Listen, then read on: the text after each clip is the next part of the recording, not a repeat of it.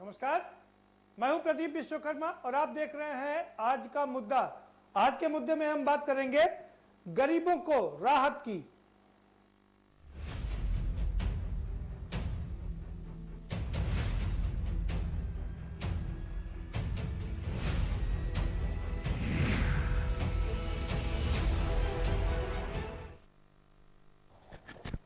जी हां, गरीबों को राहत। प्रधानमंत्री नरेंद्र मोदी ने कल 20 लाख करोड़ के पैकेज का ऐलान किया था और ये कहा था कि आपको किस्तों में दिखाई देगा कि किसको क्या मिला। आज निर्मला सीतारमण वित्त मंत्री सामने आई, उन्होंने 6 लाख करोड़ के पैकेज का ऐलान किया, बताया किसको क्या मिलेगा। पहले तो बताया जा रहा था कि इसमें शायद गरीबों को राहत मिलेगी, लेकिन जब वो सामने आई तो देखा, उनका जब पिटारा खुला तो देखा कि 6 लाख करोड़ का पैकेज मिला है ज्यादातर एमएसएमई को। 3 लाख करोड़ का पैकेज सीधा एमएसएमई को सीधा दे दिया गया है और ये उनको लोन के रूप में दिया गया है, लोन, और वो भी बिना किसी जमा पूंजी के, बिना किसी शर्त के ऐसे ही आपको लोन मिलेगा। उसमें आपको कोई अपना चीज भी गिरवी नहीं रखनी पड़ेगी। बड़ी बात यह है कि बूस्टअप करने के लिए ये सारा लोन दिया गया है। अब सवाल ये उठता है कि जो लगातार ये मांग उठ रही थी कि सीधे से लोगों के हाथ में पैसा जाना चाहिए, उसका क्या हुआ? क्या अभी 2 किस्तें और बाकी हैं? निर्मला सीतारमण अभी कल भी आएंगी और परसों भी सामने आएंगी। क्या उसमें लोगों को सीधे राहत मिलेगी? ये अपने आप में सबसे बड़ा सवाल है। प्रधानमंत्री ने कहा कि डिमांड और सप्लाई की भी कल चर्चा की। अच्छे इकोनॉमिस्ट के रूप में वो नजर आए।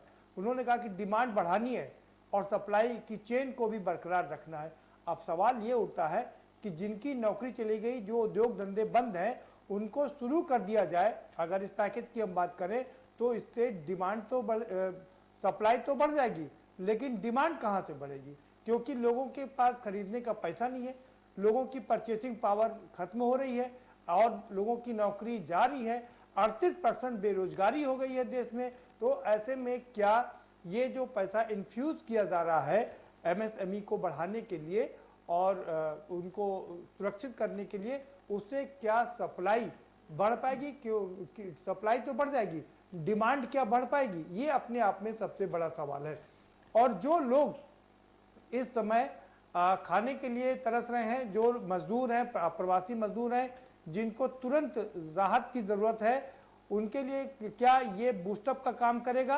क्योंकि कहा यह जा रहा है कि जब फैक्ट्री सही से चलेगी तो नौकरी उनको मिलेगी, नौकरी मिलेगी तो उनका परिवार चलेगा, परिवार चलेगा तो सब सुख संपन्न हो जाएगा।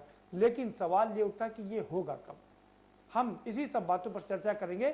लेकिन इस बीच हम आपको बता दें कि निर्मला सीतारमण ने 6 लाख करोड़ के पैकेज का ऐलान कर दिया है और उसमें जो जो राहत दी है उस पर भी हम आपको आपकी नजर इनायत कराएंगे। उसमें आपको बताएंगे कि किसको क्या मिला। और उससे पहले आपको एक रिपोर्ट दिखा देते हैं, जरा ये रिपोर्ट देखिए।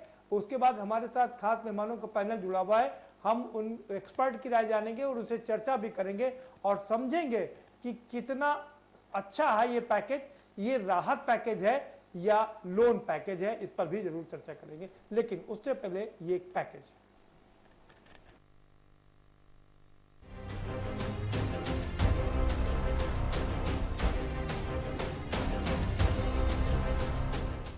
बीते मंगलवार को प्रधानमंत्री नरेंद्र मोदी ने कोरोना संकट के बीच अर्थव्यवस्था को रफ्तार देने के लिए कल 20 लाख करोड़ रुपए के पैकेज का ऐलान किया था। इस पैकेज के बारे में वित्त मंत्री निर्मला सीतारमण ने विस्तार से जानकारी दी। वित्त मंत्री निर्मला सीतारमण ने 20 लाख करोड़ रुपए के विशेष आर्थिक पैकेज का ब्लूप्रिंट देश के सामने रखा। वित्त मंत्री निर्मला सीतारमण ने गरीब, मध्य वर्ग के साथ लघु और कुटीर उद्योगों के लिए जमकर राहत दी है। सीतारमण ने कहा कि ये पैकेज देश के विकास के लिए है। इस पैकेज की मदद से देश आत्मनिर्भर बनेगा। सीतारमण ने कहा कि इसमें पीएम मोदी ने अपना विजन दिया है, लोकल ब्रांड को ग्लोबल बनाना है और लैंड, लेबर और लिक्विडिटी पर जोर दिया गया है। वित्त मंत्री निर्मला सीतारमण ने बताया कि एमएसएमई यानी सूक्ष्म, लघु और मध्यम उद्योगों की परिभाषा बदल दी गई है। इसमें निवेश की लिमिट में बदलाव किया गया है। 1 करोड़ निवेश या 10 करोड़ टर्नओवर पर सूक्ष्म उद्योग का दर्जा दिया जाएगा। 10 करोड़ निवेश या 50 करोड़ टर्नओवर पर लघु उद्योग का दर्जा दिया जाएगा। वहीं 20 करोड़ निवेश या 100 करोड़ टर्नओवर पर मध्यम उद्योग का दर्जा होगा। तस्वीर साफ है, सरकार ने गरीब और मध्यम वर्ग को बड़ी राहत का ऐलान किया है। 3 लाख करोड़ एमएसएमई यानी सूक्ष्म लघु और मध्यम उद्योग को जाएंगे। इनको बिना गारंटी लोन मिलेगा। इनकी समय सीमा 4 साल की होगी और 12 महीने की छूट मिलेगी। यह ऑफर 31 अक्टूबर 2020 तक के लिए है। जिनकी 15,000 से कम सैलरी है, अगस्त महीने पर सरकार ईपीएफ का हिस्सा देगी। अब 12 की जगह 10% ईपीएफ कटेगा। 6 महीने तक ईपीएफ का हिस्सा सरकार देगी। पूर्व में इसे मार्च, अप्रैल और मई के लिए दिया गया है। वित्त मंत्री सीतारमण के मुताबिक ये पैकेज देश के विकास के लिए है और इस पैकेज की मदद से देश आत्मनिर्भर बनेगा। पीएम मोदी ने अपना विजन दिया है, लोकल ब्रांड को ग्लोबल बनाना है और लैंड, लेबर और लिक्विडिटी पर जोर दिया गया है। लेकिन इस राहत पैकेज से आम आदमी को कितनी राहत मिलेगी, ये देखने वाली बात होगी। Special desk.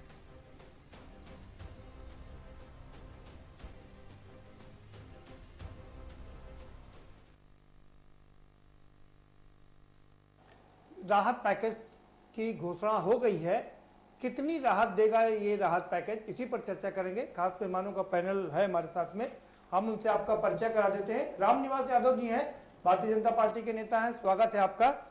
मणि तिवारी जी हैं, आपका भी स्वागत है, समाजशास्त्री हैं। और जेपी शुक्ला साहब हमारे साथ जुड़ चुके हैं, वरिष्ठ पत्रकार हैं, आपका भी बहुत स्वागत है। और 3 खास मेहमान हमारे साथ और कानपुर स्टूडियो से जुड़े हुए हैं। नीलम रोमिला सिंह समाजवादी पार्टी की नेत्री हैं, स्वागत है आपका नीलम रोमिला सिंह जी। एनके सिंह साहब भी हमारे साथ जुड़ चुके हैं, पूर्व संयुक्त आयुक्त हैं, स्वागत है आपका एनके सिंह साहब। और एक खास मेहमान हमारे साथ कांग्रेस के मोजोपरी जुड़ रहे हैं, मदन मोहन शुक्ला जी, आपका भी बहुत स्वागत है मदन मोहन शुक्ला जी। सीधा रुक करेंगे रामनिवास यादव जी का। रामनिवास यादव जी, राहत पैकेज का बहुत लंबे समय से इंतजार था, कल प्रधानमंत्री ने घोषणा की, आज निर्मला सीतारमण ने उसको विस्तार दिया।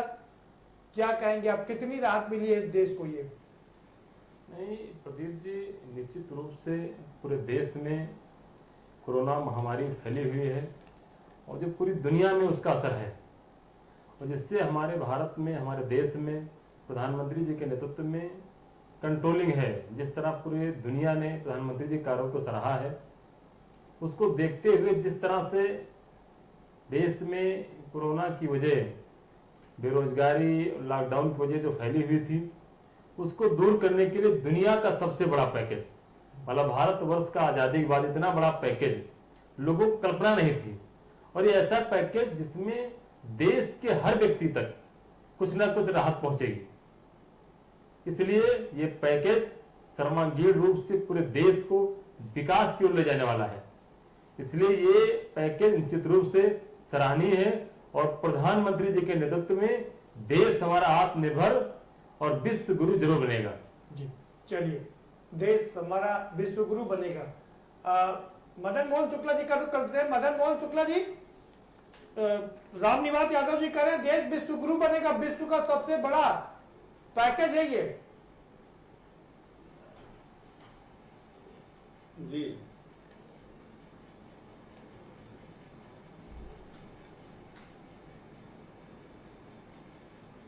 देखिए प्रदीप जी, अगर विश्व गुरु बन जाए तो हमको भी गर्व होगा कि हिंदुस्तान विश्व गुरु बन गया।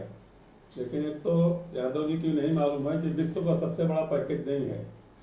जापान में आपका 18% दिया है, अमेरिका ने 13% दिया है और जर्मनी में 12% है, और दुनिया में तमाम मुल्क ऐसे हैं जो 28 से 30% दिए हुए हैं।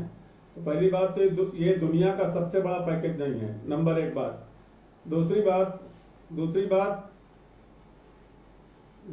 बात मेरी ये बात बीच में कौन बोल रहा भाई जी? अपनी बात पूरी कर लीजिए मदन मोहन जी। ये दुनिया का सबसे बड़ा पैकेज नहीं है, दुनिया में तमाम मुल्कों में इससे ज्यादा पैकेज दिया गया है। दूसरी बात ये कि इस पैकेज में गरीब मजदूर के लिए इस पैकेज में गरीब मजदूर के लिए विकासशील राष्ट्रों का जो है दुनिया का सबसे बड़ा पैकेज है। पहले जो सारे लोगों को श्रम चर्चा में कानून शामिल पे करूंगा। संशोधन करके उसके बाद- गरीबों के ऊपर बोझ और लादा है। जो गरीब मर रहा है, पैदल यात्रा कर रहे हैं। आज 80 के करीब गरीब पैदल यात्रा करते हुए जिनको कोई सहारा नहीं था, उनकी मौत हो चुकी है। आज गरीबों के लिए मुझे तकलीफ है कि प्रधानमंत्री ने एक भी शब्द इन मजदूरों के लिए, गरीबों के लिए कोई नहीं कहा, और ना इनके लिए कहीं कोई व्यवस्था की गई है कि इनकी रोजगार की गारंटी क्या है, इनके लिए कौन सी सहूलियत दी गई है, इनके लिए चिकित्सा की क्या सुविधा है, इनके बच्चों की शिक्षा क्या सुविधा है, इनके मजदूरों के रहने की आवास की क्या सुविधा है। ऐसा एक भी बात इनके फंड में नहीं कही गई। जहां तक बात कहा गया है कि सब लोग स्वदेशी अपनावें, तो मैं आपसे कहना चाहता हूं प्रदीप जी, कल भी प्रदीप जब प्रधानमंत्री जी मन की बात कहने वो राष्ट्र को संबोधित करने आए थे, तो BMW कार से आए थे, उनको कोई स्वदेशी कार नहीं दिखाई पड़ी। खुद सबसे विदेशी चश्मा पहनते हैं, खुद विदेशी पेन इस्तेमाल करते हैं, विदेशी कार से आते हैं, और लोगों को ये जरूर आह्वान करने और भाषण देने से देश नहीं चलेगा। अगर ये करना है तो विदेश का जो सामान आता है, जितनी हमारी विदेशी परचेज होती है, उस पर रोक लगा दी जाए। ठीक है। इंडिया का बना हुआ सामान इंडिया में जाएगा।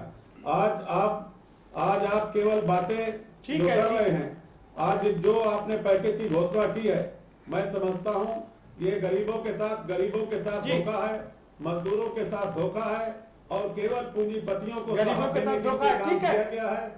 जो आपने ठीक है, घोषणा ठीक- की है, ठीक है मदन मोहन जी, दोबारा से आएंगे आपके पास में। गारंटी के लोग के ठीक। लिए 5 करोड़ तक, समय समाप्त हो गया आपका। और मध्यम के लिए 100 करोड़ तक। मैं मदन मोहन जी, हमारे साथ और लोग भी जुड़े हुए हैं, उसके लिए उनसे चर्चा कर लेते हैं। की व्यवस्था फिर है, दोबारा से आएंगे बिना आपके गारंटी पास। के। उसके लिए जेपी क्या शुक्ला साहब कुछ कहना चाह रहे ट्रैक्टर हैं। की जेपी शुक्ला साहब जी।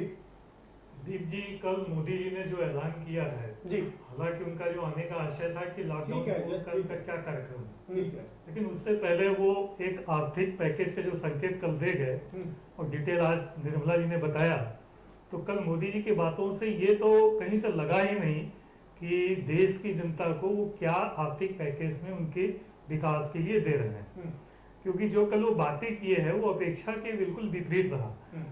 आवश्यकता कुछ है, आवश्यक कुछ है।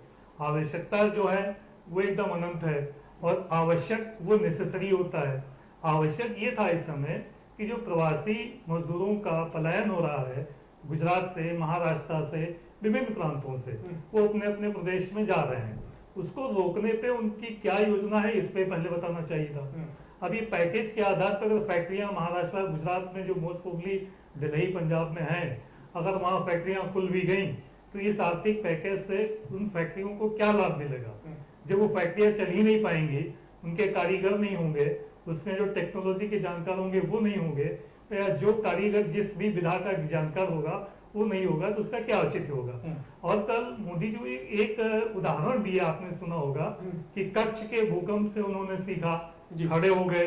अरे भाई, कच्छ जो है वो एक गुजरात में एक पर्टिकुलर प्लेस पे था, और ये वैश्विक महामारी है। आज हम लोग जो लड़ रहे हैं ये बहुत बड़ी दुविधा में है और बहुत बड़ी भविष्य के अंधकार में है। हमको पता ही नहीं कि हम जीवित रहेंगे कि नहीं रहेंगे, और रहेंगे तो कब तक रहेंगे, और क्या करना है, इसके बारे में कोई मोदी ने प्लान तय नहीं किया। एक बात। अच्छा, दूसरी बात, आज निर्मला जी जो पैकेज लेकर के आई हैं, उसका कहीं से ये नहीं लग रहा है कि हमारे गरीब जो प्रवासी मजदूर हैं उनके खाते में या उनकी जेब में पैसा जाएगा। आज की दिक्कत ये है, उनके सामने रोजगार का संकट है, उनके सामने भूख की जल संकट है, उनके सामने दाना पानी का संकट है। वो कैसे इस पे अपना विचार व्यक्त करते कि कैसे इनको लाभ मिले, इनकी जो जीवन शैली वो कैसे सुदृढ़ हो, इस पे उन्होंने कोई गौर नहीं फरमाया। ठीक है, ठीक है। जेपी साहब आएंगे दोबारा से आपके पास में। एनके सिंह साहब का रुख करेंगे। एनके सिंह साहब, ये पैकेज, ये राहत पैकेज, क्या कहेंगे आप इसको? सर्वप्रथम तो हम प्रधानमंत्री जी को बधाई देंगे, धन्यवाद देंगे, उन्होंने कम से कम इस बारे में सोचा तो। और दूसरी चीज़ बधाई मैं उनको देना चाहूँगा कि वो बहुत अच्छे मोटिवेटर हैं। उन्होंने क्या कहा ये तो बात की बात है, और जो उन्होंने 20 लाख करोड़ का पैकेज दिया, उस पैकेज को इतना लुभावना बना दिया कि ये समझ में नहीं आया कि हुआ क्या। अब दूसरी बात, जब उन्होंने एलोबरेट किया और निर्मला जी ने बताया, तो उसमें उन्होंने कहा कि हम एमएसएमई को पैकेज देने जा रहे हैं। 6 लाख करोड़ का पैकेज घोषित किया। टोटल 20 लाख करोड़ के पैकेज में से 1,70,000 करोड़ का तो पहले पैकेज शामिल है। 7,79 लाख करोड़ का पैकेज आरबीआई का घोषित किया जा चुका है, वो उसमें शामिल है। कुल मिला के हमारे पास पैकेज बचता है 8 लाख करोड़ का। 6 लाख करोड़ का पैकेज आज माननीय वित्त मंत्री महोदया ने दिया है, और उसको अगर हम एलोबरेट करें, उन्होंने उसको 6 स्टेप में 6 ट्रेंचेस में कहा है। 6 ट्रेंचेस में क्या है, 3 लाख करोड़ एमएसएमई को दिया है, इसके अलावा ईपीएफ में कंट्रीब्यूट किया है, एनबीएफसी को दिया है, एमपीई को दिया है और डिस्काउंट को दिया है, और 3 टैक्स मेजर्स बताएं। मैं टैक्स मेजर्स से बात कर लूं। सबसे पहले उन्होंने डेट बढ़ा दी है कि इनकम टैक्स रिटर्न दाखिल होगा अब 30 अक्टूबर तक। इसका क्या फ़ायदा है मैं ये नहीं समझ पाया हूँ। चाहे वो 31 जुलाई को हो या 31 अक्टूबर को हो, उसे कोई सीधा बेनिफिट होने वाला नहीं। दूसरी चीज़, 25% टीडीएस रिडक्शन किया है जो नॉन सैलरी इनकम है, उससे भी कोई राहत मिलने वाली नहीं है कि 25% आपने अभी घटा दिया, लेकिन जब आप रिटर्न दाखिल करेंगे तब तो आपको पूरा पैसा देना पड़ेगा, तो उससे कोई राहत मिलने की संभावना मुझे नहीं दिखाई देती है। और 6 महीने का इन्होंने एक दिया है कि एडिशनल टाइम दिया है कॉन्ट्रैक्टर्स को, कि कॉन्ट्रैक्टर जो काम पूरा नहीं कर पाए हैं वो 6 महीने तक पूरा कर लें तो उन पर किसी तरह की पेनल्टी नहीं होगी। 6 महीने तो काम कर ही नहीं सकते जब तक कोरोना का संकट चल नहीं सकते। ठीक है एनके सिंह साहब, और लोग भी शामिल, मैं हम दोबारा से आपके पास 1 मिनट में इसको पूरा कर दूं, वरना और लोग भी हैं उनको भी चर्चा में शामिल कर लेते हैं। जी चलिए जल्दी से मैं पूरा करूं, मैं अपनी बात पूरी करूं। दूसरे एमएसएमई में जो इन्होंने सबसे खराब काम किया है वो ये है कि उन्होंने डेफिनेशन बदल दी है। एमएसएमई की डेफिनेशन, जो बड़े उद्योग थे वो मध्यम में आ जाएंगे, मध्यम वाले लघु में आ जाएंगे और लघु वाले माइक्रो में आ जाएंगे। तो जिनको राहत पैकेज मिलना चाहिए था, इसके अगर हम स्टेटिस्टिक्स देख लें तो 94% इंडस्ट्री ऐसे हैं जो प्रोप्राइटरशिप कंसर्न है, और 95% ऐसे हैं जिनमें 1,000 रुपये के का निवेश है, 1,000 रुपये का प्लांट मशीनरी का निवेश है। और ये जो 1 करोड़ का निवेश होता है ये प्लांट एंड मशीनरी पे होता है। तो ये सारे हमें जिनको पैकेज देना चाहिए उनके लिए इसमें कुछ नहीं है। एमएसएमई के नाम पर जरूर दिया गया है 3 लाख करोड़ रुपया। और जो कोलेट्रल फ्री सिक्योरिटी की बात की गई है, छोटे लोगों को कोलेट्रल फ्री पहले भी लोन मिला करता था, और अब कोलेट्रल फ्री जो लोन मिलेगा वो कितने लोगों को मिलेगा, और सवाल यह है कि क्या जो 94% लोग हैं उनको मिल पाएगा। ठीक है सिंह साहब जी ठीक है सिंह साहब, आएंगे दोबारा से आपके पास में। मणिंद्र जी हमारे पास जुड़े हुए हैं, समाजशास्त्री हैं, वो समाज को अच्छी तरीके से समझते हैं। मणिंद्र जी क्या कहता है आपका समाजशास्त्र? जी मेरे हिसाब से काफी अच्छा पैकेज है।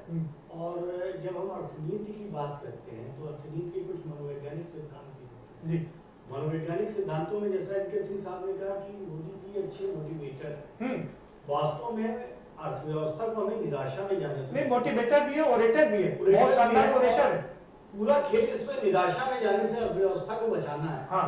और जब भी उन्होंने ये जो काम हुए हैं 15 पॉइंट में निर्मला सीतारमण जी ने बताया, जिसमें से शुरू के 6 बिंदु एमएसएमई के लिए थे, 2 ईपीएफ के लिए थे, नॉन हाउसिंग जो फाइनेंस कंपनीज एनबीएफसी के लिए थे, जी डिस्काउंट के लिए थे, कॉन्ट्रैक्टर्स के लिए थे, रियल एस्टेट के लिए थे और इनकम टैक्स के लिए थे।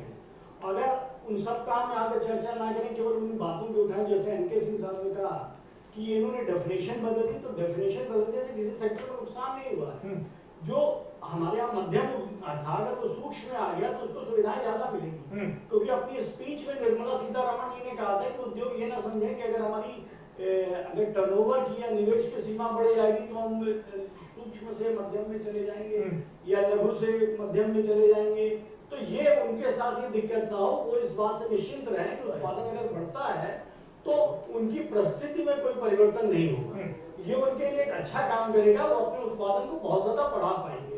दूसरी चीज इन्होंने कहा कि जो इनकम टैक्स में इन्होंने चेंज किया इसका कोई लाभ नहीं, इसका लाभ है। अगर आप तरलता की तरफ देखें, जो तरलता है, जो प्रोफेशनल टैक्स कटते हैं, बड़े बड़े टैक्स उसी में कटते हैं कंपनियों वगैरह, टीडीएस कटते हैं, उसका 25% हिस्सा जो है कम से कम इस फाइनेंशियल ईयर तक उनके लिए पूंजी का काम करेगा। अगर वो 100 करोड़ रुपए टैक्स देते हैं तो 25 करोड़ रुपए अपना वो पूंजी के रूप में इस्तेमाल कर सकते हैं फाइनेंशियल ईयर के एंड तक। और फाइनेंशियल ईयर के एंड करने से का कारण ये है कि इसमें बहुत लोगों के कागज वगैरह प्रॉपर नहीं है। अगर जुलाई की डेट कर देंगे तो लोग कहेंगे भाई हम तो भर ही नहीं सकते हैं, बीच में इतना दिन लॉकडाउन रहा हो, तो उन्होंने उनकी एक दूरदृष्टि है जी जिसके कारण उन्होंने कही। लेकिन जो बहुत सारी चीजें लोग उठाते हैं वो बहुत ही अच्छा रहता है कि डायरेक्ट पैसा आपने ट्रांसफर करते हैं। शुरुआती हिस्से में देने से पहले आदरणीय वित्त मंत्री जी ने ये बताया था कि हमने डायरेक्ट बेनिफिट ट्रांसफर में कितने गरीबों को पैसा दिया है, उज्ज्वला योजना में क्या दिया है, और जिनके राशन कार्ड नहीं भी है उनको 3 महीने तक खाद्यान्न के लिए दिया है। ठीक। और दूसरी चीज जो बार बार होता है कि केवल इतने पैसे गरीबों के अकाउंट में डाल दिए जाए। एक देखिए हमारे देश में था, बहुत अच्छा गाना था कि नन्हे मुन्ने बच्चे तेरी मुट्ठी में क्या है, उसमें कहा जाता है भीख में जो मोती मिले वो भी हम ना लेंगे। तो ये जो मनोवृत्ति हमारी थी, ये कितनी बार आप लोगों के अकाउंट में पैसे भेजते जी। जब तक अर्थव्यवस्था को आप सुदृढ़ नहीं करेंगे, जब तक एम्प्लॉयमेंट जनरेशन नहीं होगा, बिल्कुल, तब तक कोई काम नहीं होने वाला है। और ये राज्यों का दायित्व सब कुछ केंद्र का नहीं है। जैसे मनरेगा के थ्रू राज्य रोजगार को बढ़ाएं, बहुत सारी चीजें हैं, मजदूरों को रोकना इंडस्ट्रीज में, आखिर मजदूर आ रहे हैं तो ये उनकी भी तो नाकाबिलियत है। जिन राज्यों में इंडस्ट्रीज हैं आखिर वो क्यों नहीं रोक पा रहे हैं? ठीक है। उनका कितना रेवेन्यू वो लेते हैं, ठीक है। रेवेन्यू का उतना क्या लाभ है?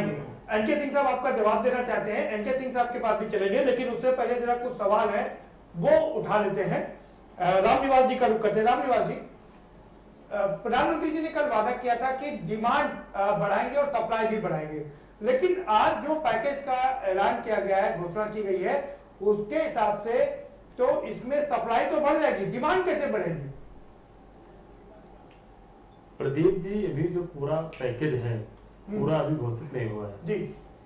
प्रधानमंत्री जी का बहुत क्लियर संदेश है कि स्वदेशी को बढ़ावा देने का। अरे स्वदेशी से नहीं बढ़ेगा ना? नहीं प्रदीप जी, पहली बार ये आर्थिक पैकेज इतना बड़ा है और देश के हर व्यक्ति तक कुछ ना कुछ पहुंचेगा। अभी जैसे मेरे कांग्रेस के मित्र कह रहे थे, प्रदीप जी, कांग्रेस के मेरे मित्र कह रहे थे वो 1 दर्जन कमियां निकाल रहे थे। दरअसल है क्या ना कि इस लॉकडाउन में कभी बाहर तो निकले नहीं, ना कोई इनका नेता बाहर निकला, ये लोग खाली ट्विटर निकलते हैं। मैं आपको कुछ आंकड़े बता रहा हूँ प्रदीप जी, देश के 82 करोड़ 79 करोड़ ऐसे लोग जो कार्ड धारक थे, 3 करोड़ ऐसे लोग जो बिना कार्ड के, उनको सबको 5 किलो चावल, गेहूं, दाल, चीनी, तेल 20 करोड़ 50 लाख। प्रदीप जी, 20 करोड़ 50 लाख महिला जनधन खाता धारक महिलाएं हैं, उनको 5 रुपए हमारी सरकार दे रही है। 8 करोड़ उज्ज्वला कनेक्शन में 3 माह तक फ्री गैस दे रही है।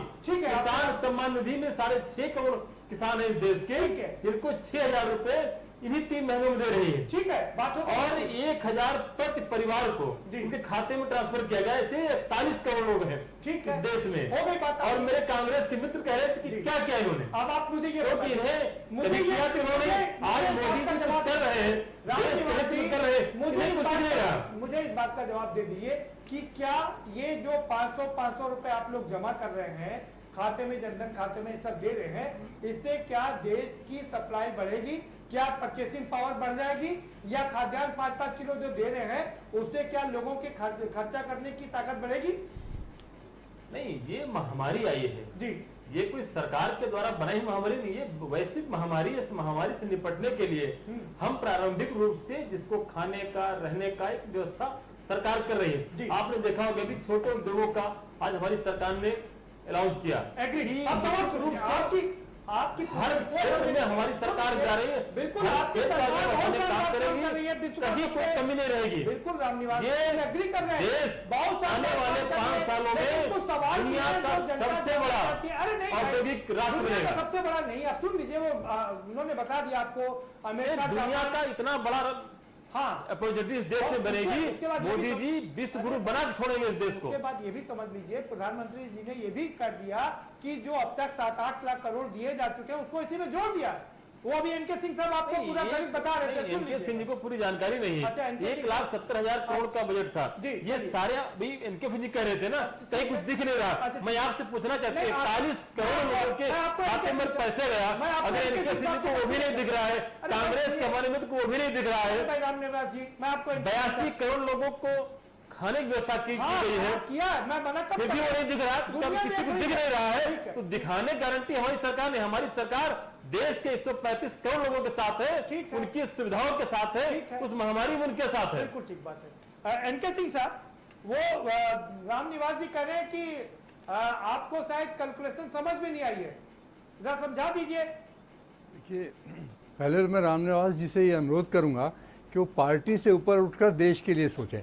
किसने क्या किया है ये बात की बात है, जो वास्तविकता है उसको नहीं, एनके समझें। सिंह जी, नहीं, बहुत सीनियर आप हैं, लेकिन आप सही बात तो रखें। मैं आप सही बात- टीवी चैनल मैं पे आपको हैं, अगर आंकड़े के साथ प्रधानमंत्री जी ने इतने अच्छे काम किए, उनको आप नहीं बताएंगे। नहीं, मैं फिर भी उसमें बताऊंगा। कमी निकालेंगे हमारे कांग्रेस मित्र की तरह, तो ऐसे नहीं चलता है। देखिए रामनिवास जी, मैं आपको आंकड़े के साथ बता रहा हूँ, सरकारी आंकड़े के साथ बता रहा हूँ। ये मेरे बनाए आंकड़े नहीं हैं। जो बताया गया है कि इतना पैसा हमने नहीं, ये भी मैंने जो आप बताए, मैंने सरकारी आंकड़े हैं, हाँ, ये मेरे आंकड़े नहीं हैं कि 82 करोड़ लोगों को राशन देने देखिए, का यहाँ सरकार ने 82 काम करोड़ किया लोगों की बात है, नहीं, 45 करोड़ लोगों के यहाँ खाते में सीधे अर्थव्यवस्था पैसा को काम किया है। यहाँ पर वो तो पैकेज हम की लोग बात बता हो रही रहे है, हैं कि अर्थव्यवस्था लोगों को को पटरी खाना पे मिल लाने रहा की है। बात हो रही। पैकेज में जो दिया गया है पैकेज वो की बात कितना हो रही, सही पहुंचेगा, बात। सवाल इसका नहीं, है। ये भी इसी पैकेज में है। आप ये बताइए कि कितनी धनराशि सीधे सीधे पहुंचेगी। जो 95% लोग हैं जो बिल्कुल माइक्रो में भी लोएस्ट लेवल पर हैं, जिनसे प्रमुख रूप से रोजगार मिलता है, उनके लिए इस पैकेज में क्या है? ये सीधे खातों में 41 करोड़ लोगों के खाते में पैसा ट्रांसफर देखिए, किया गया खाते है। में पैसा ये ट्रांसफर कहीं भी करने से चुपने नहीं वाला होता। सीधे आप- ऊपर से गया, सीधे खाते में पैसा गया। किसके खाते में गया? जिसके खाते में गया उनकी बात नहीं हो रही, ये बात हो रही है। आप थोड़ी देर पहले बता रहे थे सिंह साहब, आप वो फिगर समझा दीजिए जो अभी आप थोड़ी देर पहले कह रहे थे कि 7 से 8 लाख करोड़ रुपया जो पहले ही दिया जा चुका है, जी। उसको भी इसमें जोड़ दिया गया है। जी हाँ, वो ये तो- फिगर रामनिवास जी जानना चाह रहे हैं। रामनिवास जी इस पर कुछ बता नहीं रहे। मैं ये कह रहा हूँ कि 20 लाख करोड़ का पैकेज है, स्वागत योग्य है, कोई समस्या नहीं। नहीं, लेकिन बात भाई, आप फिगर तो आप बता रहे हैं ना कि 8 लाख करोड़ पहले हो हम चुका है। नहीं बता रहे हैं, मैं ये- तो सारी ये फिगर बता रहा प्रधानमंत्री हूं जी ने आपको। कहा है। 82 करोड़ लोग सीधे राशन व्यवस्था की गई है। ये राशन की बात 41 नहीं हो रही है। करोड़ ट्रांसफर किया गया है। रामनिवास जी, और ये आगे राशन भी की बात छोटे नहीं है। उद्योगों को यहाँ हमारी पर सरकार ने पैकेज आज 6 लाख करोड़ का घोषणा किया है। अभी 2 दिन और माननीय सीतारमण जी करेंगी, तो निश्चित रूप से देखिए, देश के बात हर यहाँ- क्षेत्र को हमारी सरकार कवर कर रही है। आपकी सरकार सब कुछ कर रही है, मैं ये नहीं डिनाई कर रहा हूँ, लेकिन मैं जो आपके सामने वास्तविकता रख रहा हूँ उसको भी समझ लीजिए। जो हमारे पास आंकड़े हैं, 63.3 मिलियन हमारे पास MSMEs हैं, और MSMEs में जो ये उन्होंने पैकेज बढ़ा दिया है, उसकी सीमा बढ़ा दी है, डेफिनेशन बदल दी है, उसका असर क्या होगा? सिंह उसका साहब, असर ये होगा कि मुझे मैं नहीं, उस इनको- पर हम बाद में बात करेंगे। एनके सिंह साहब, उस पर हम बाद में बात करेंगे। ये जो क्राइटेरिया चेंज किया है उसका क्या होगा, उस पर हम बाद में चर्चा करेंगे। वक्त एक छोटे से ब्रेक का हो गया, एक ब्रेक लेंगे, एक ब्रेक लेंगे और ब्रेक के पर आएंगे तो चर्चा के सिलसिले को आगे बढ़ाएंगे। 2 सेगमेंट हमारे पास है। एक कि जो 20 लाख करोड़ का पैकेज की घोषणा की गई है, उसमें एनके सिंह साहब बता रहे हैं कि 7 से 8 लाख करोड़ जो पहले दिया जा चुका है उसको भी इंक्लूड कर दिया गया है। ऐसे में अगर ये देखा जाए, जो विश्व में 4-5वें नंबर पर हम आ रहे थे 20 लाख करोड़ के पैकेज को लेकर के, वो हमारी वो हम कहीं 10वें-12वें नंबर पर हो जाएंगे। दूसरा, ये जो डेफिनेशन चेंज की गई है उसमें मलिन जी भी कुछ कहना चाह रहे थे, उस पर भी हम चर्चा करेंगे, लेकिन एक छोटे से ब्रेक के बाद।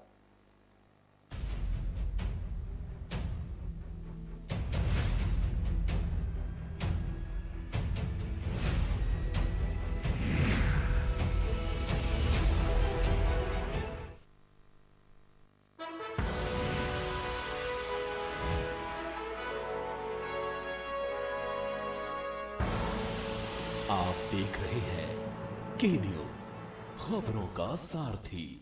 न कूटनीति की बात, न राजनीति का युद्ध, हम आप सब कोरोना के विरुद्ध। कोरोना का जिक्र है, हमें आपकी फिक्र है। कोरोना अपडेट भी दिखाते हैं, उससे लड़ना भी सिखाते हैं। देखिए फिक्र आपकी, रात 9 बजे टीवी 9 भारतवर्ष, अब तो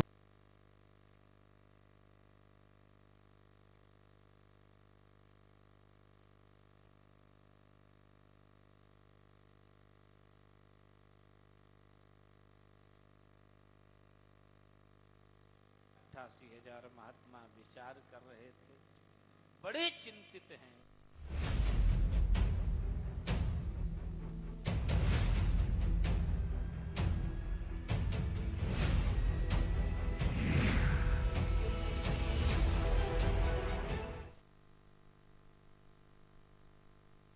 के बाद आपका स्वागत है और हम सीधा रुख करेंगे, हमारे साथ में मनीष जी भी जुड़े हुए हैं, लेकिन जेपी शुक्ला का रुख करेंगे। जेपी जी, आप कुछ कहना चाह रहे थे पहले कि ये जो राहत पैकेज का मामला है कि सीधे गरीबों को पहले दिया जाना चाहिए, लेकिन आपको बता दें अभी भी 2 दिन बाकी हैं। सीतारमण जी 3 दिन तक लगातार पीसी करेंगी, तो क्या उम्मीद कर सकते हैं?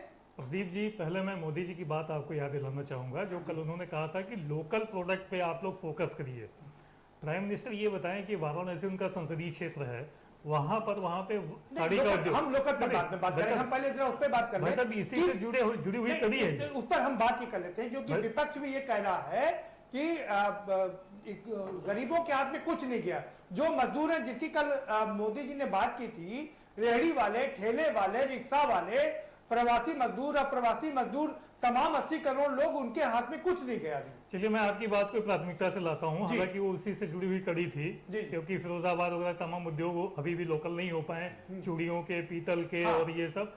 लेकिन मैं निर्मला जी की आपकी बात प्रश्न का जवाब दे रहा हूँ कि निर्मला जी को मैं ये बताना चाहता हूँ कि बैंक के लोन देना चाहती है, ठीक है, बैंक में लोन देने की 2 सीढ़ियां हैं।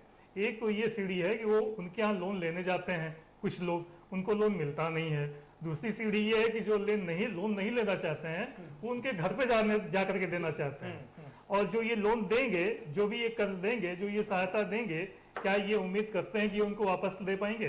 क्योंकि गारंटर इसमें खुद प्राइम मिनिस्टर बन रहे हैं, और गारंटर इसमें खुद प्राइम मिनिस्टर हैं, तो अंततोगत्ता जा करके बैंक का लॉस होगा।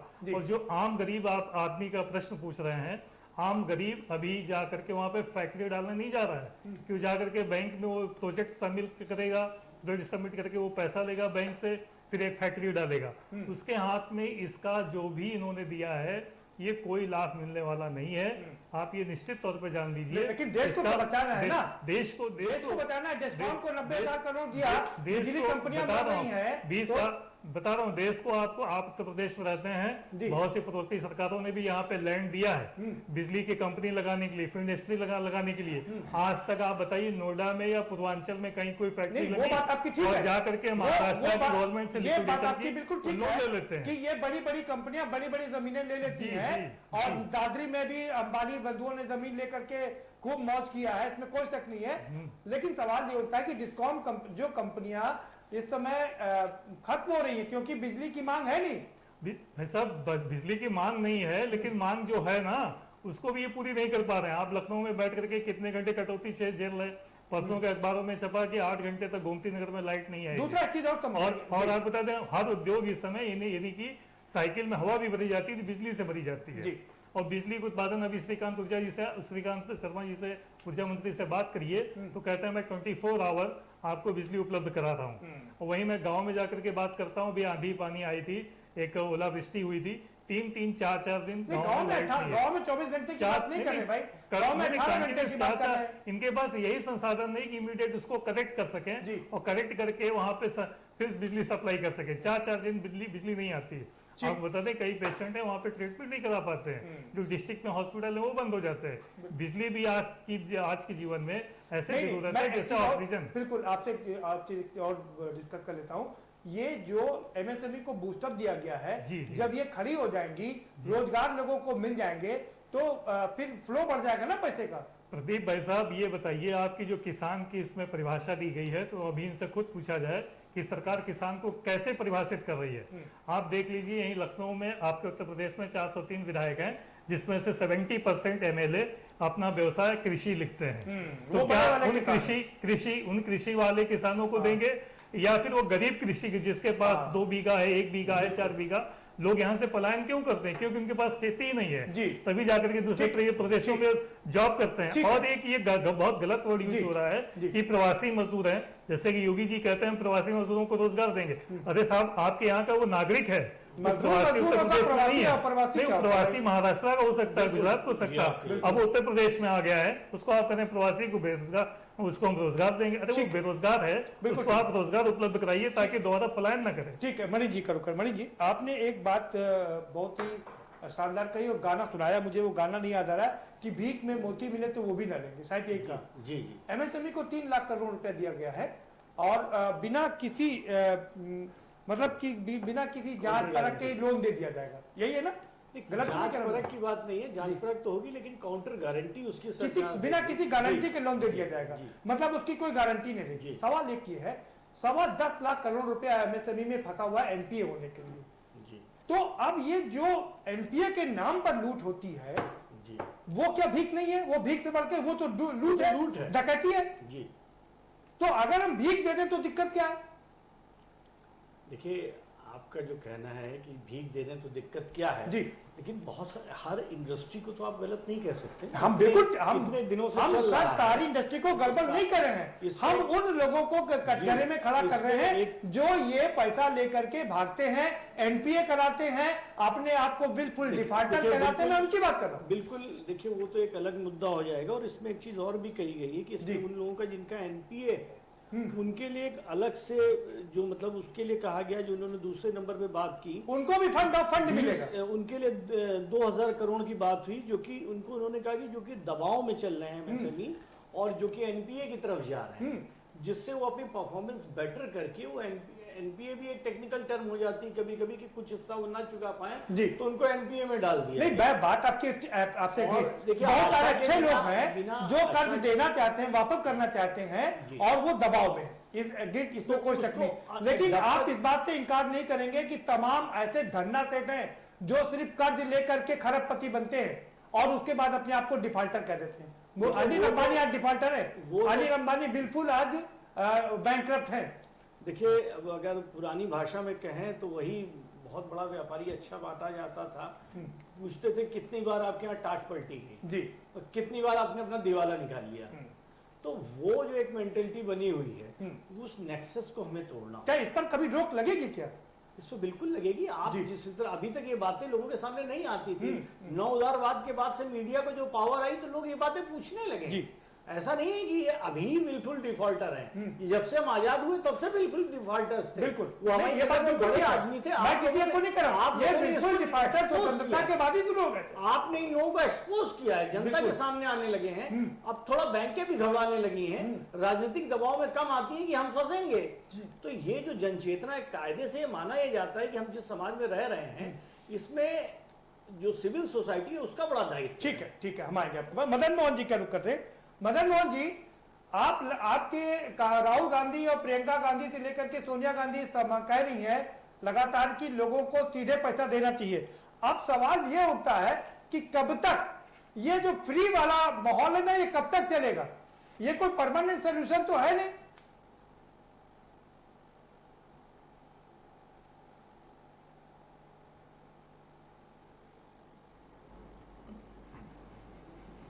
नहीं, मैं आपकी बात से सहमत हूँ कि फ्री वाला सलूशन ठीक नहीं है, लेकिन ये जो 65,000 करोड़ रुपया पूंजीपतियों का माफ हो जाए, फिर 5,000 करोड़ रुपया माफ हो जाए, फिर वो लोन लेके डिफॉल्टर हो जाए, चाहे नीरव मोदी हो, चाहे ललित मोदी हो, ये सब जितने मोदी ले लेके भाग जाए देश के, बाकायदा हिंदुस्तान की नाक के नीचे वित्त मंत्री से मिल करके हवाई जहाज से बैठ के चले जाएं, ये लोग अगर लेके चले जाते हैं तो वो ठीक है।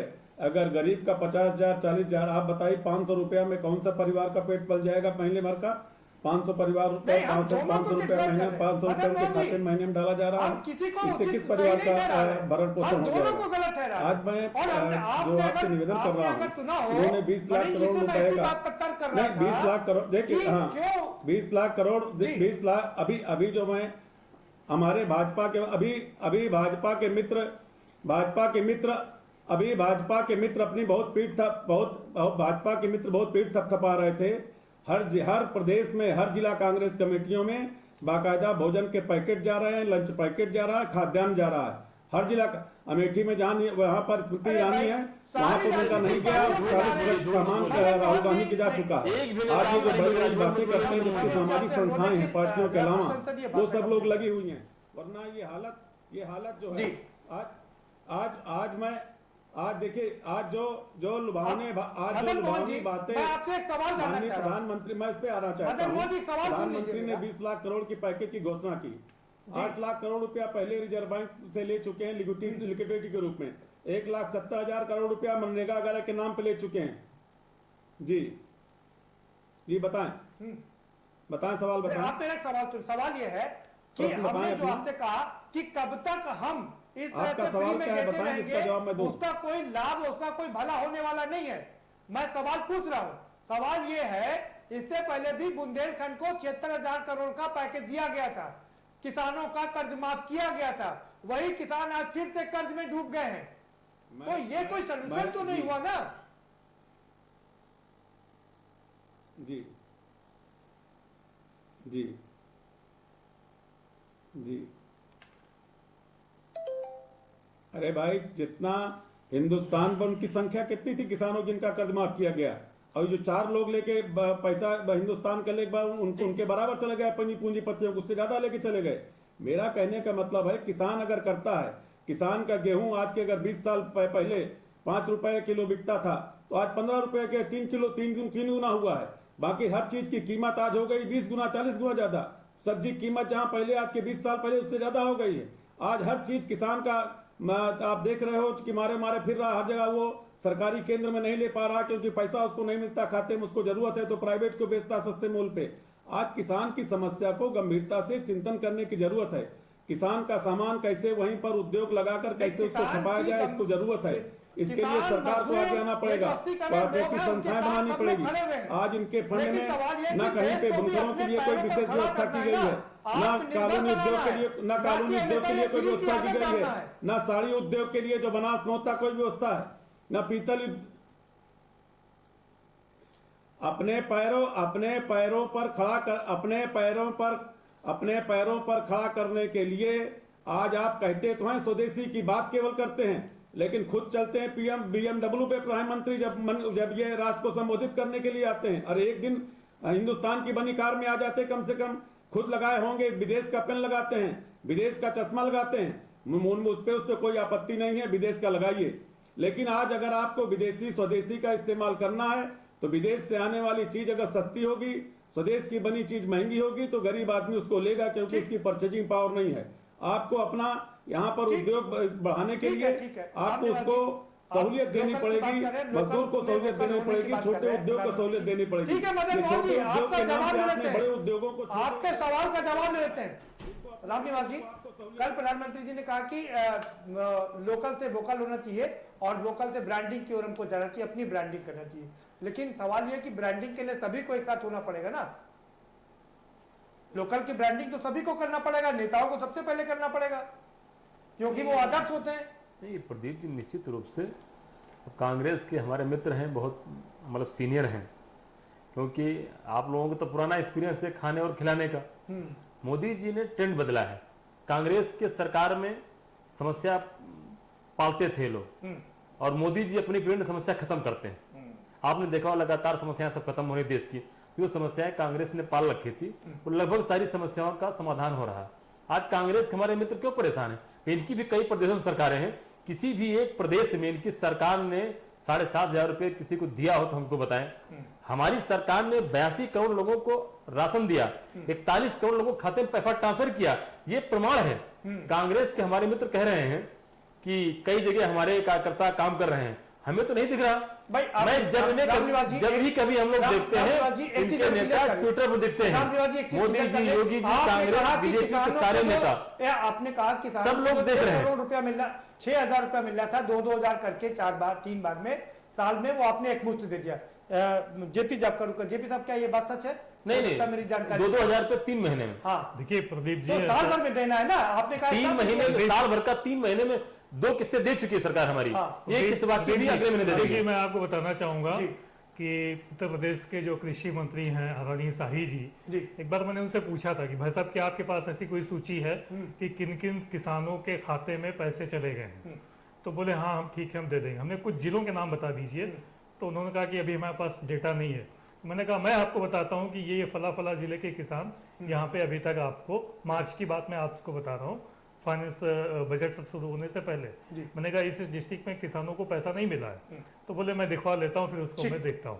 और आपको मैं ये बता देना चाहता हूँ कि कोई भी आम किसान, कोई भी आम आदमी इस पैकेज का लाभ नहीं ले पाएगा, क्योंकि सिडबी या बैंकें या खादी ग्राम उद्योग या नाबार्ड या बैंक, ये नहीं भाई साहब, ये बिल्कुल ये कहीं से उद्योग के लिए लगाने के लिए कंपनी नहीं पाएगी। और जो किसानों के पैसा ना, किसानों के खाते में ट्रांसफर हुआ है, ये DBT के माध्यम से 2 महीने के अंदर 41 करोड़ लोगों को 70% ट्रांसफर हुआ है। अब आपको नहीं दिख रहा तो क्या करें? किसानों की जो डेफिनेशन है वो आपकी सरकार अभी तक हाँ, क्लैरिफाई नहीं कर पाई है कि किन किसानों को कैसे करना है। अभी भी आप डेटा देख लीजिए ग्राम निवासी, आपको करीब 70% फार्मर मिलेंगे जिनके की खाते में पैसा नहीं पहुंचा। मैं दावे के साथ कहता हूं, अब नहीं तो आप आरटीआई डाल करके पूछ लीजिए। मनीष जी, 2 चीजें आपसे समझनी। एक चीज ये है कि किसान लोगों को फ्री में ना दिया जाए, और ये जो एनपीए है उस पर भी रोक लगे, क्योंकि देश को अगर आत्मनिर्भर बनाना है तो हमको दोनों तरफ बैलेंस करना पड़ेगा। कहीं जी इनके तक आ रहा हूं आपके साथ में मनीष जी, मैं आपसे ये समझना चाह रहा हूं कि क्या ये कैसे होगा, आप बताइए ना।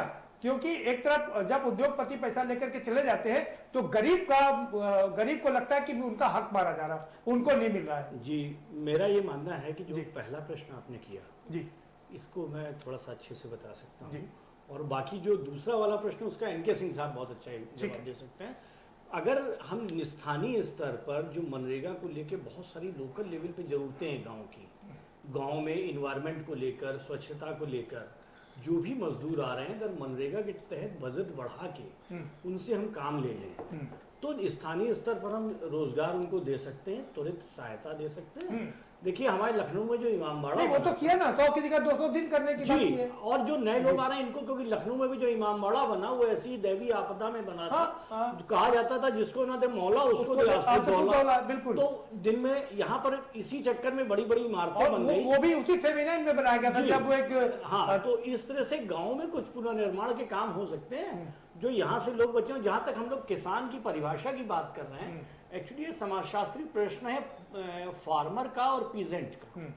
एक्चुअली जो बड़े बड़े लोग हैं, जो अपने जैसे कहा कि 70% लोग अपने को किसान बताते हैं, तो वो फार्मर है, लेकिन ये सब पीजेंट हैं। जितने भी बाहर जाके मजदूर ये पीजेंट है, ये पीजेंट्री, ये मजदूर है, ये जो मजदूर, ये बॉन्डेड लेबर से थोड़ा सा ऊपर है। ये जो बुर्जुआकरण के कारण संपत्तियों पे जिन्होंने अपना अधिकार खो दिया और जाके शहरों में करने लगे, इनकी भी थी, लेकिन कर्ज में डूबने के कारण इनकी जमीनें कम हो गई या खत्म हो गई।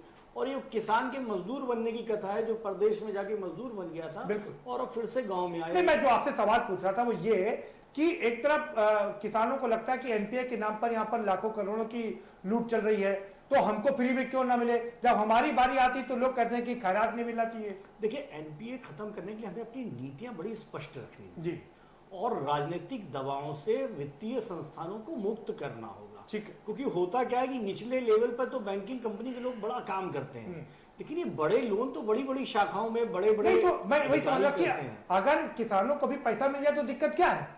अगर एक 5,000-7,000 एग्रीकल्चर में किया गया इन्वेस्टमेंट तो देश के लिए बहुत बड़ा इन्वेस्टमेंट वो अगर उनके हाथ में 5-6 हजार रुपए चला जाए एक मुश्त, तो उनके लिए तो बूम साबित होगा और परचेसिंग पावर बढ़ जाएगी, देखिए, और सप्लाई भी बढ़ जाए, वो डिमांड भी बढ़ जाएगी। बहुत सारी चीजें हैं जो कि हो भी रही है जी। ऐसा ही नहीं है कि निचले स्तर पे कुछ हो नहीं रहा है। जो किसान आज मिनिमम सपोर्ट प्राइस पे गेहूं बेच रहा है, तो यहाँ अपना गेहूं बेच रहा है, अंत्योदय योजना से गेहूं ले रहा है, तो उनकी स्तर पर अगर देखा जाए तो शहरी गरीबों के लिए कुछ फिर आप कहेंगे करना पड़ेगा। क्योंकि ये बहुत सारी चीजें हैं, ये बहुत सारे व्यवस्था के द्वंद्व भी हैं। हमारे यहाँ जैसे डायरेक्ट बेनिफिट ट्रांसफर स्कीम, आपकी बात समझ में आ गया। आपने एक अच्छा उदाहरण दिया कि वो अपना गेहूं बेच रहा है और अंत्योदय के अंतर्गत खाना लेकर के, खाद्यान्न लेकर के पैसा बचा रहा है। एनके सिंह साहब पर करेंगे और आप दोनों के बीच में जो बात चल रही थी उस पर चर्चा करेंगे। एनके सिंह साहब, आपने ये जो रीडिजाइन की है लघु उद्योग और मध्यम उद्योग और छोटे उद्योगों को लेकर के, उस पर मरीन तिवारी जी आपसे कुछ क्लैरिफिकेशन चाह रहे हैं।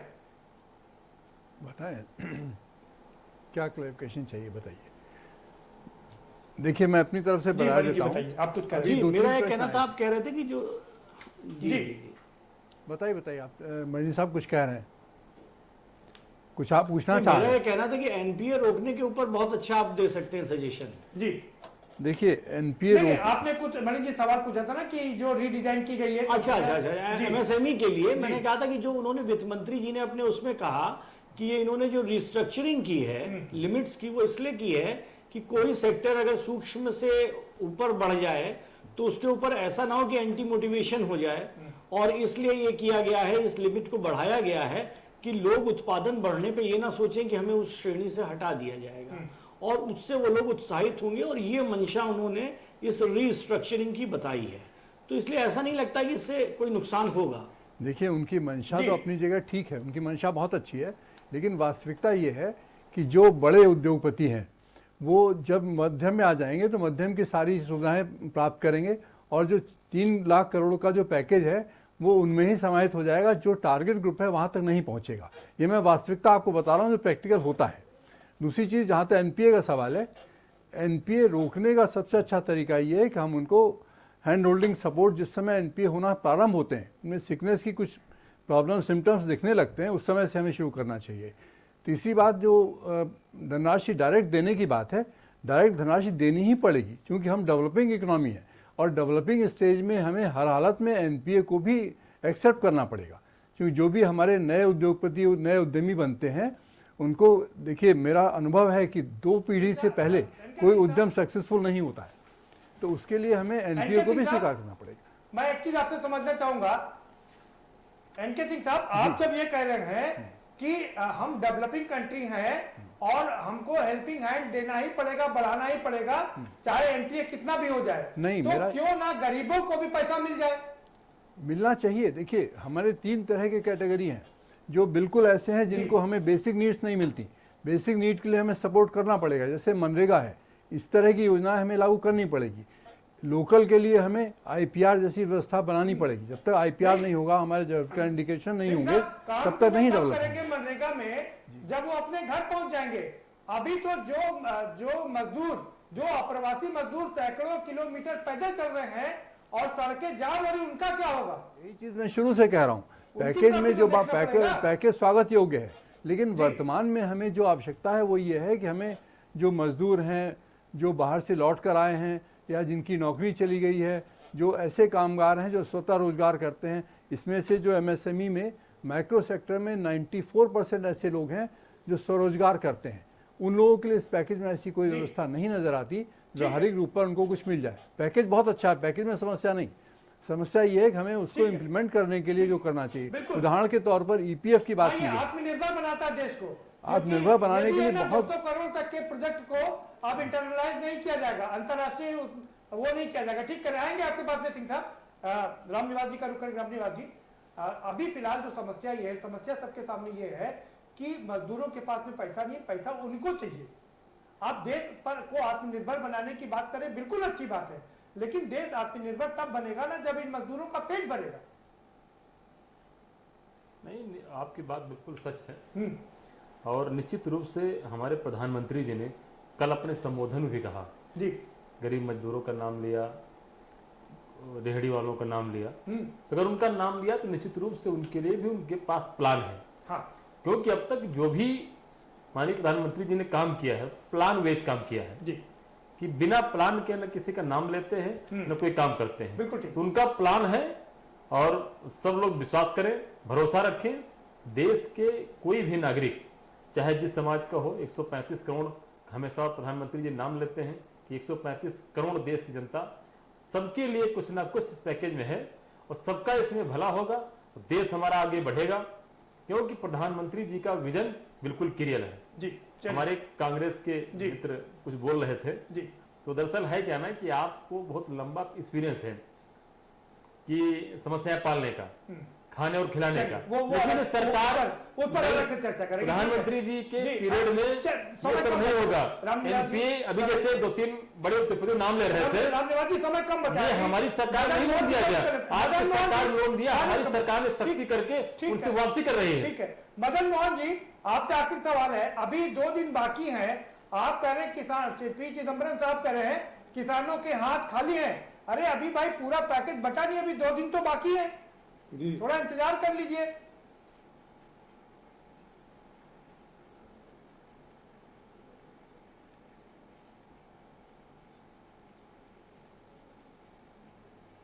ठीक है, इंतजार तो किया जाएगा, वो तो मजबूरी है, लेकिन सवाल ये है कि जो अभी घोषणा की गई है उसमें कहां पर गरीबों के लिए, किसानों के लिए, मजदूरों के लिए, अभी हमारे मित्र कह रहे हैं एक बार भी नाम नहीं लिया कि जो मजदूर पैदल आ रहे हैं, 80 मजदूर मर गए, उनके लिए कोई नाम नहीं लिया।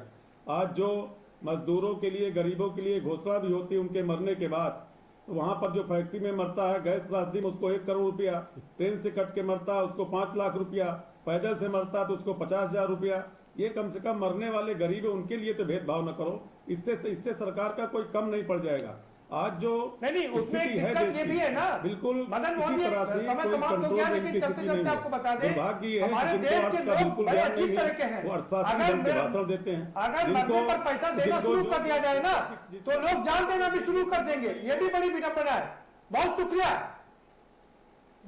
आप सभी मेहमानों का, बहुत शुक्रिया इस चर्चा में शामिल होने के लिए। तो प्रधानमंत्री ने कल जो भाषण दिया था, संबोधन किया था, देश को 20 लाख करोड़ का पैकेज बताया था, उसका असली मकसद यही है कि 8 लाख करोड़ रुपए करीब पहले ही लोगों को दिए जा चुके हैं। डीबीटी के माध्यम से हो, राशन के माध्यम से हो, बैंकों के माध्यम से हो, आरबीआई के माध्यम से हो। अभी शायद 12 लाख करोड़ रुपया और देना है। 6 लाख करोड़ का आज एमएसएमई के लिए घोषणा कर दी है निर्मला सीतारमण ने, वित्त मंत्री ने, और बाकी अभी 2 दिन वो थोड़े थोड़े किस्तों में वो देश को बताएंगे कि किसको वो क्या देने जा रही है। इसलिए हमें रुक करके थोड़ा इंतजार करना होगा, देखना होगा कि वित्त मंत्री अगले 2 दिन में देश को क्या देने जा रही है। फिलहाल इस कार्यक्रम में इतना ही। आप हमें दीजिए इजाजत और बाकी खबरों के लिए देखते रहिए के न्यूज इंडिया। गोल्डी मसाले जहां भी जाए रिश्ते बनाए।